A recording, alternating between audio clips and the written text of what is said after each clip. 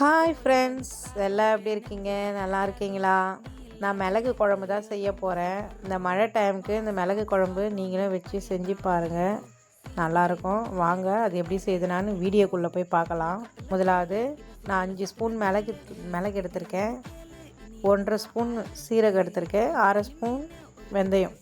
இது எல்லாத்தையும் போட்டு நல்லா வறுத்து எடுத்துக்கோங்க. இது மண்சட்டியில் இந்த குழம்பு செஞ்சிங்கன்னா நல்லாயிருக்கும்.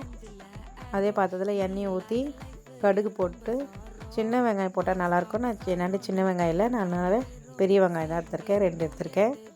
பெரிய வெங்காயம் போட்டு நல்லா பொன்னிறமாக வறுத்துக்கோங்க. பூண்டு போட்டுக்கோங்க, அது கூடயே நல்லா போட்டு வறுத்து எடுத்துக்கோங்க.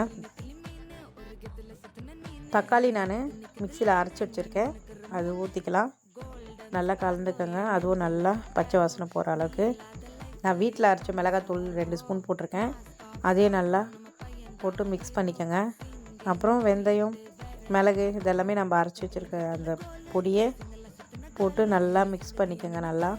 அதுக்கப்புறம் நான் லெமன் சைஸ் புளி எடுத்திருக்கேன், அந்த புளியை கரைச்சி ஊற்றிக்கலாம். நல்லா குழம்பு நல்லா எண்ணெய் பிரிஞ்சு வரட்டும்.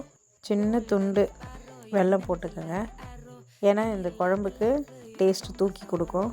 நல்லா சுண்டி வந்த பேர் குழம்ப நல்லா கலரி விட்டுக்கோங்க. அவ்வளோதான், மிளகு குழம்பு ரெடி. இந்தமாரி நீங்களும் ட்ரை பண்ணி பாருங்கள். என் வீடியோ பிடிச்சிருந்தால் லைக் பண்ணுங்கள், ஷேர் பண்ணுங்கள், சப்ஸ்கிரைப் பண்ணுங்கள். மறக்காமல் கமெண்டில் சொல்லுங்கள்.